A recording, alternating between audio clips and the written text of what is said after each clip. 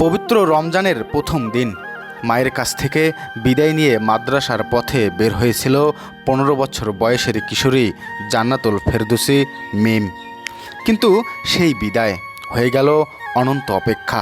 লালমনিরহাটের হাতীবান্ধা উপজেলার মধ্যগড্ডিমারি গ্রামের ভ্যানচালক নূর ইসলামের একমাত্র মেয়ে মিম। 5 দিন ধরে যার কোনো খোঁজ নেই। বাড়িতে পরিবারের সবাই আছে, নেই শুধু কিশোরী মিম। সকালে 11টার সময় নাকি ওর মা কইছে যে আমি মাদ্রাসা যাই, ওর মার জ্বর।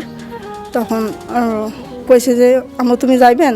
তখন ওর আম্মু কইছে যে আমার তো জ্বর, অসুস্থ লাগেছে, তো তুমি একা যাবার পান্তা যাও। তখন ও কইছে যে একা যদি যাওয়া লাগে, তখন ওই বেড়াইছে। ওর আম্মা আগে থুইছে, রাস্তার আগে থুইছে। তারপরে আমাদের ওইখানে দোকান আছে, জুমারফার নাম, ওইখানে যায় গাড়ি চড়ছে। ওইখানে ভাসতে দোকান করে, ওই ওর ভাই সহ একসাথে বিডিআর মোড় পর্যন্ত গেছি।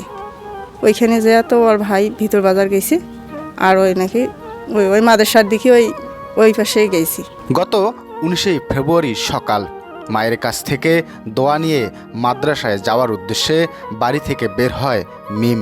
হেঁটে হেঁটে স্থানীয় জুম্মা পার, সেখান থেকে ভ্যানে বড়খাতা বিডিআর বাজার। তারপর হঠাৎই অদৃশ্য।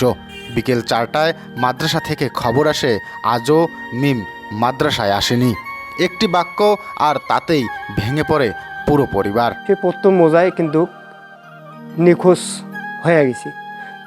এই যাবতও কিন্তু খুঁজেছি পাড়াপড়শি, কারো পাড়াপড়শি, আমার বোন বংনাই, নিজের ভাগি, দিদি, বন্ধু বান্ধব সব কিছু ক্যান্টের আমি বগলে গেছি, কিন্তু কোনো জায়গাও কিন্তু সারা পাচ্ছিলাম না, পাইনি।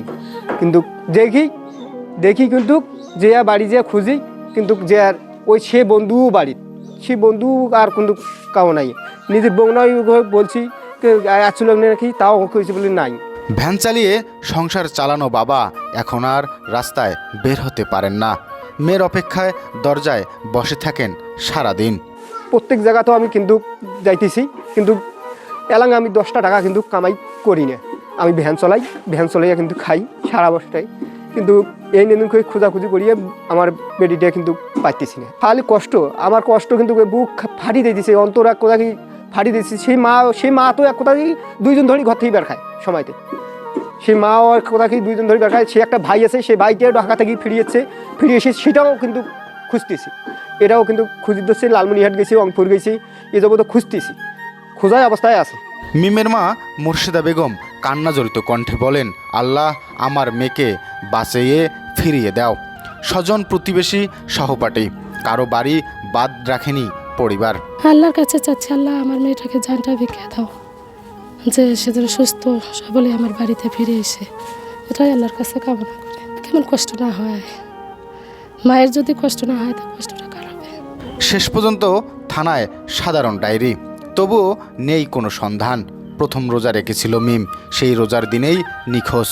রমজান চলছে, কিন্তু তাদের ঘরে নেই ইফতারের আনন্দ, আছে শুধু অপেক্ষা। প্রশাসন তো তদন্ত করতেছি। প্রশাসন কালকে হচ্ছিল, পরশু দিনও হচ্ছিল, তারপরের দিনও হচ্ছিল। প্রশাসন তো চলছি, সে তদন্ত নিতেছি। সেই প্রশাসন কালকেও আসিয়া আমার বাড়িতে খোঁজ করিয়ে চলে গেছি, পরশু দিনও আসিয়া আমার বাড়িতে খোঁজ করিয়ে গেছি। মেয়ের সাথে খালি একটা ব্যাগ আসলো, মানি ব্যাগ, মানে ব্যাগ একটা ছোটো চেয়ে ব্যাগ, স্কুল ব্যাগ আসলো। আর স্কুল ব্যাগে কিন্তু কাপড় চোপড় আসলো। আর ইয়াও কিন্তু সিম আসলো, সিম, সে সোয়ার গাছে সিম আছে, প্যাকেটে সিম আছে। সে সিম কিন্তু গোটে নিয়ে গিয়ে মাদ্রাসাত খাইবে, সে আমার বাড়ি থেকে সিম নিয়ে গেছে।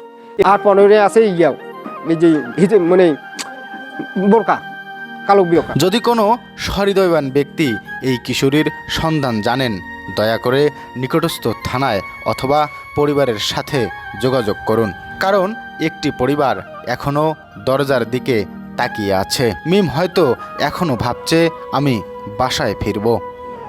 পরিমল চন্দ্র বসুনিয়া, ই মিডিয়া, লালমনিরহাট।